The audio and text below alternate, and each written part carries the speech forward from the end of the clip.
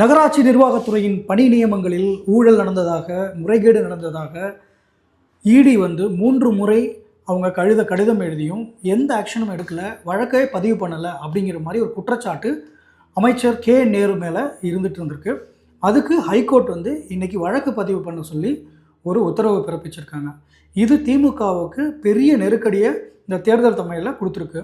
இது இடி அப்படிங்கிறதுனால கண்டிப்பாக இது ஒரு மத்திய அரசுடைய வேலையாக இருக்கும் அப்படின்னு திமுக தரப்பில் இதை பற்றி பேசுவாங்க.